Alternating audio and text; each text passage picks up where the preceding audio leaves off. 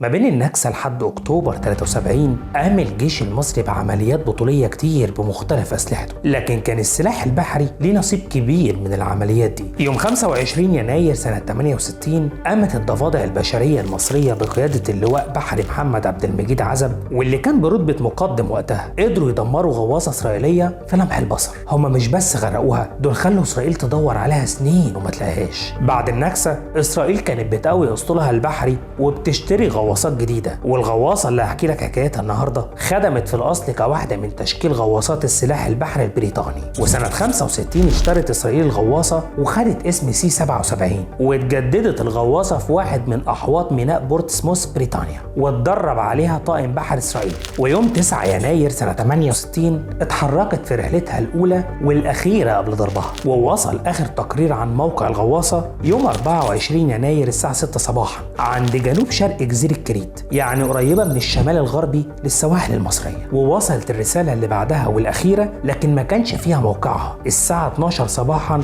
يوم 25 يناير، وبعدها اتقطع الاتصال بالغواصة. وعلى الرغم من عمليات البحث المكثفة اللي قامت بها السفن والطيارات علشان يلاقوها، لكن ما وصلوش لحاجة، وتم التعتيم عن معلومات الفقد، وهل في أمل نلاقيها ونلاقي أفراد الطاقم ولا لأ. واتصنفت القضية على إنها لغز وواجب حله. هل الغواصة عطلت بسبب عطل فني مثلا، ولا كان في سطر جديد في الحكاية؟ حكاه لنا اللواء بحري محمد عبد المجيد عزب، قائد عملية تدمير دكار. وإيه هتكون الأدلة والبراهين اللي هتنفي أو تأكد حقيقة العملية، خصوصا إنها كانت بعد ضرب المدمرة إيلات بوقت قليل؟ طب ما تيجي أحكي لك الحكاية من الأول.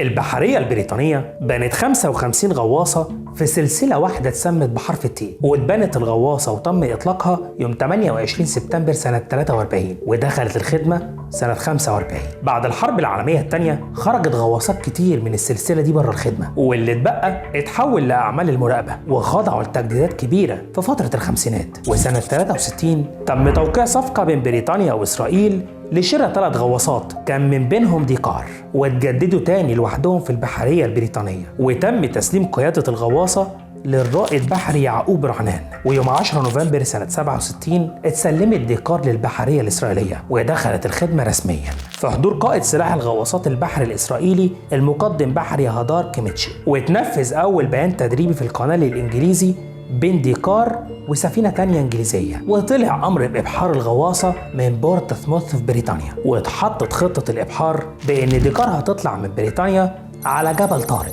لكن وهي في منطقة خليج باسكاي هيكون الإبحار على سطح البحر، علشان هناك كان في التوقيت ده تدريبات لحلف الناتو. ولما توصل جبل طارق هتكون دي محطة تزويد الوقود، وبعدين هتطلع على البحر الأبيض المتوسط ومنه على حيفا. وكان القرار وقتها إن القائد رعنان هيسلم قيادة ديكار للنائب بتاعه إفراهام بركاي، عشان رعنان كان هيترقى القائد أسطول. وكان الاتصال ساعتها بالغواصة لاسلكيا عن طريق شفرة موريس لمقر البحرية الإسرائيلية في حيفا مباشرة. وكان المفروض ان الغواصة تبعت تقرير عن حالتها وموقعها كل 6 ساعات، وفي حالة انها فشلت انها تبعت اي رسائل لمدة 8 ساعات بعد الرسالة الاخيرة تطلع على سطح المية وما ترجعش تغطس تاني الا لما يتم الاتصال مع البحرية في حيفا. ونفس الوقت لو طلعت الغواصة على سطح المية لاي سبب ملاحي ما ترجعش تغطس تاني إلا لما تبلغ الأول. ويوم 9 يناير سنة 68 طلعت ديكار من ميناء بورتسموث في بريطانيا في طريقها على حيفا، وكان عليها 69 واحد من أفراد الطاقم بتاعها. ويوم 15 يناير وصلت الغواصة جبل طارق، وهناك زودت الوقود بتاعها، والطاقم بتاعها خد أجازة كده صغيرة بقية اليوم. ويومها بالليل طلعت الغواصة وكملت طريقها على البحر الأبيض المتوسط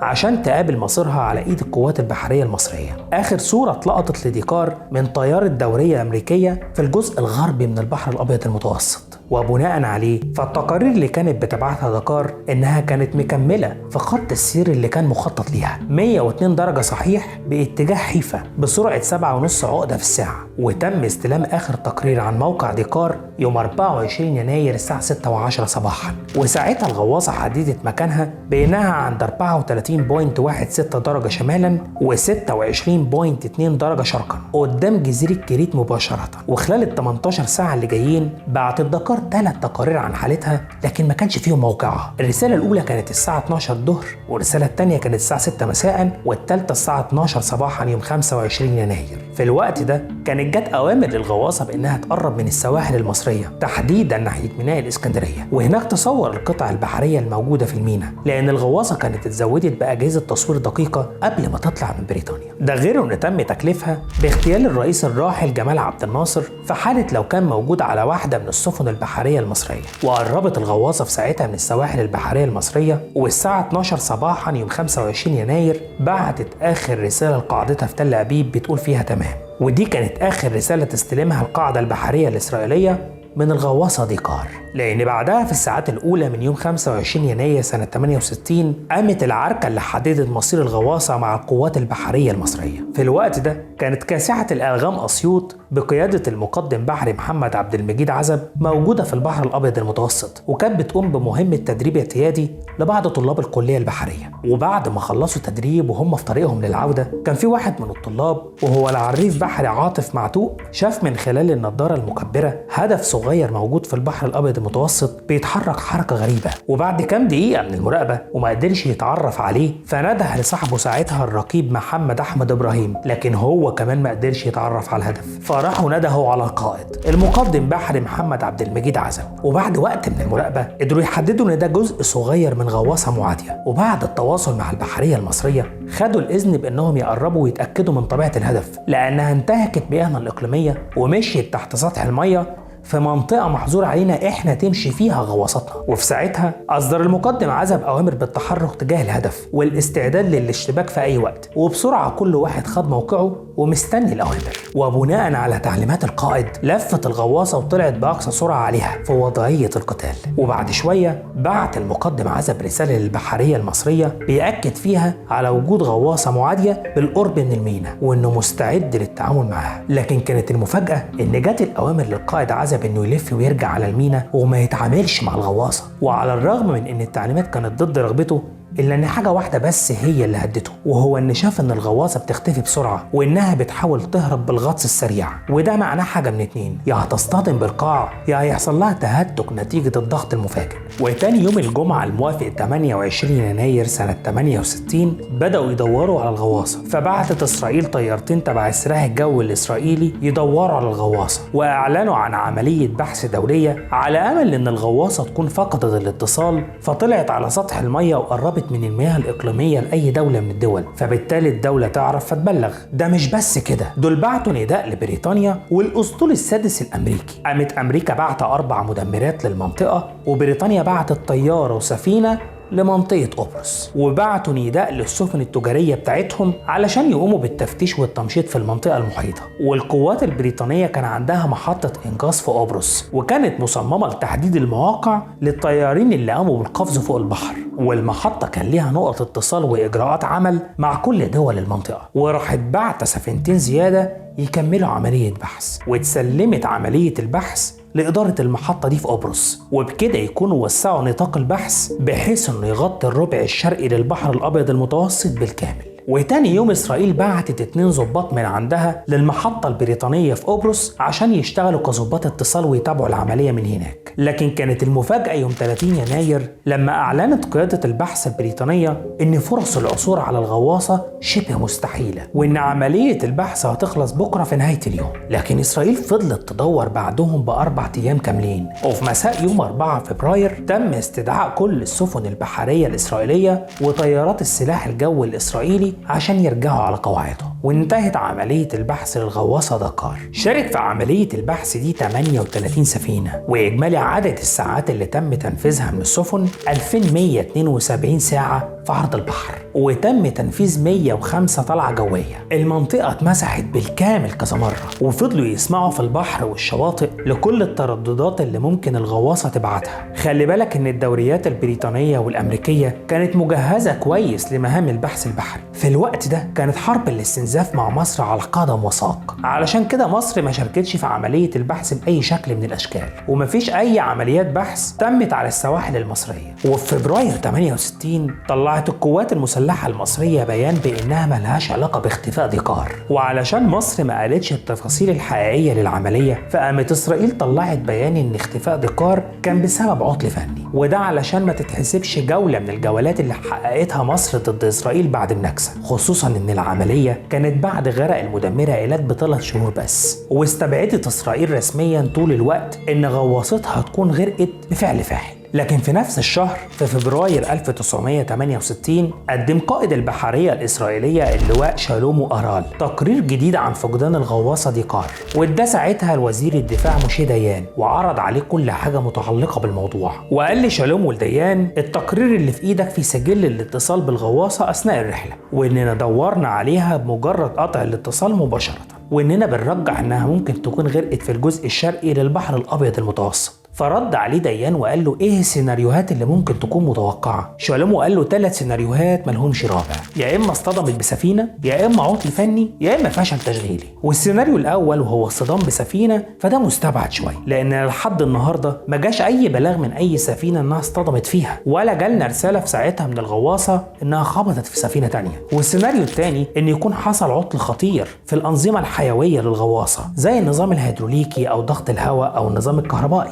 والسيناريو الثالث ان يكون طاقم الغواصه نفسه معرفش يحافظ على عمقه في البحر ولا يحدد اتجاهاته صح. فبص له ديان وقال له انا محتاج منك مساحه معينه متوقع تكون الغواصه فيه. فرد عليه وقال له احنا حددنا مساحه معقوله وخدنا 10 درجات يمين وشمال المسار اللي كان مخطط ليه لحيفا، من اول النقطه اللي بلغت فيها الغواصه عن موقعها اخر مره لحد النقطه التقريبيه اللي المفروض الغواصه كانت تبعت الرساله اللي بعدها منها. فلو فرضنا ان الغواصه حافظت على سرعتها ومسارها فهتكون منطقه البحث عباره عن مستطيل بطول 100 ميل بحري وعرض 40 ميل بحري واقصى عمق 3000 متر، لكن هم ما كانش عندهم امكانيه البحث للاعماق البعيده دي ساعتها. علشان كده رئيس هيئه الاركان اللواء حيين برليف ما استناش تقرير قائد البحريه، فطلع يوم 20 فبراير وعمل لجنه تحقيق وحط فيها اللواء اسرائيل طلب قائد المدرعات، ومعاه اللواء أليكس شور اللي كان قائد سابق للمدمرة إيلات اللي كانت جابتها الضفادع البشرية في قاع البحر قبلها، وحط معاهم كام قائد كمان من قادة الجيش الإسرائيلي. اللجنة ساعتها اتكلفت بالتحقيق في غرق الغواصة، وكان عليهم إنهم يجاوبوا مجموعة أسئلة للجيش الإسرائيلي. هل إجراءات الاتصال المعمول بيها على الغواصة كانت مناسبة ولا لأ؟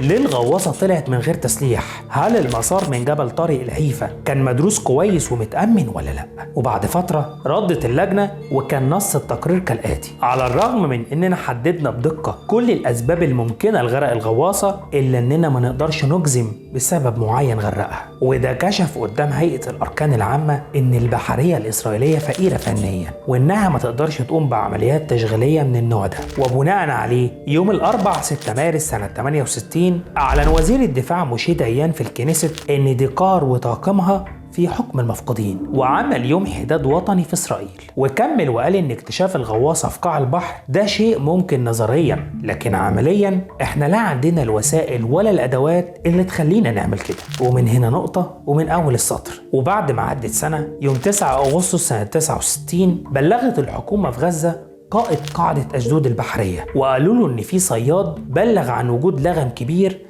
على شط خان يونس. فوصلت التشكيلات البحرية لمكان الحادثة، لكن كانت المفاجأة إن الجسم الغريب اللي لقوه طلع العوامة الخلفية للغواصة ديكار المفقودة. فسحبوا العوامة على قاعدة أشدود وهناك بدأوا الدراسة عليها. لكن كانت الصدمة الكبيرة لإسرائيل إن نتائج تحليل الرمل والقواقع اللي كانت موجودة على جسم العوامة بتقول إن العوامة دي استقرت فترة قدام السواحل المصرية، وده اللي أكد لقادة الجيش الإسرائيلي إن الغواصة بتاعتهم احتمال كبير تكون كانت اتضربت من القوات المصرية ساعتها. لكن اللي هزهم أكتر لما نشرت بعض الجرايد المصرية في أول السبعينات تقارير بيفتخر فيها بعض ضباط البحرية المصرية إنهم ضربوا غواصة إسرائيلية، على الرغم من إن مصر كانت نفت علاقتها بالموضوع أيام الحادثة. فقدمت إسرائيل طلب للرئيس الراحل محمد حسني مبارك إنهم يدوروا على السواحل المصرية على الغواصة بتاعتهم. فالحكومة المصرية ردت بالموافقة، لكن بشرط إنكم هتدوروا تحت إشرافنا، وفضلوا يدوروا ما بين سنة 81 ل 82 ويكملوا محاولات لسنين، لكن ما وصلوش للغواصة برضه، لحد لما جت سنة 98 وزارة الدفاع الإسرائيلية عملت مناقصات لشركات أمريكية متخصصة في الشؤون البحرية، لحد ما فازت شركة منهم بالمناقصة، ودي شركة كانت بتدور بتقنية السونار البحري. والتقنية دي عبارة عن كابل طويل بيوصل لأعماق بعيدة حوالي 6000 متر، وبيكون راكب عليه حساسات وكاميرات. علشان كده في مايو سنة 99 طلعت السفن تاني وعملوا عملية بحث بطيء لحد ما قدروا يوصلوا لممشى الغواصة. ولما نزلوا روبوت يصور بتقنية أعلى اتأكدوا إن دي الغواصة موجودة بالكامل على عمق 2950 متر تحت سطح البحر، وده كان يوم 28 مايو سنة 99. ولما عملوا ماكت للغواصة وعملوا بيه محاكاة لكذا سيناريو متوقع لغرقها، اكتشفوا ان الغواصة قامت بعملية غطس سريع مفاجئ وكأنها كانت بتهرب من حاجة، وده أدى لتصدع جسم الغواصة وانهيار مفاجئ للهيكل الخارجي. وده بيأكد كلام اللواء بحري محمد عبد المجيد عزب. ده مش بس كده، دول لقوا 3 أرفف مسؤولين عن تهوية البطاريات مفتوحين، ودول ممنوع يتفتحوا إلا لو الغواصة طلعت على سطح البحر، وده معناه إن هي طلعت جزئياً على السطح. وده يأكد كلام الطالب بحري عاطف معتوق لما شاف الغواصة من بعيد بالنضارة المكبرة. سيبولنا رأي حضراتكم في الكومنتات عن العملية، وفي كل سطر حكاية مستخبية. لو عجبتك الحلقة دوس لايك واشترك في القناة وفعل زر الجرس عشان يوصلك كل جديد. شكرا على وقتك.